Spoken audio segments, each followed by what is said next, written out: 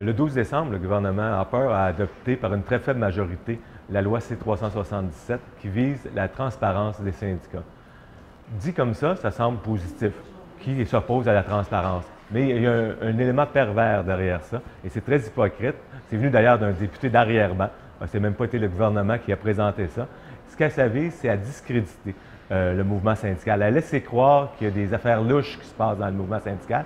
Or, les organismes syndicaux dévoilent déjà tout leurs dépenses, toute leur situation financière à ses membres. C'est les membres qui payent l'organisation syndicale par leur cotisation. Ils ont droit de l'information de leur syndicat, ils l'obtiennent.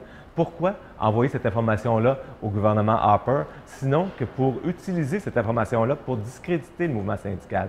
Et cette volonté de discréditer, c'est un pas dans une direction qui est très claire et qui a été utilisée aux États-Unis, c'est de réduire la présence syndicale. En réduisant la présence syndicale, on appauvrit les gens qui travaillent, on appauvrit les travailleurs et travailleuses au profit de qui? Du 1 qui s'enrichit de plus en plus. Et on voit d'ailleurs les écarts s'agrandir énormément entre la masse de la population, les gens qui travaillent, et le 1 qui s'enrichit davantage.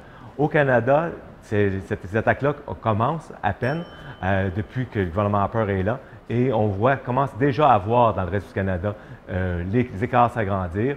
Au Québec, on est le seul endroit en Amérique du Nord où la présence syndicale est encore importante, et c'est le seul endroit où les écarts s'agrandissent, c'est l'endroit où les écarts s'agrandissent le moins. D'où l'importance de maintenir cette présence syndicale-là et de s'opposer aux attaques vicieuses du gouvernement Harper.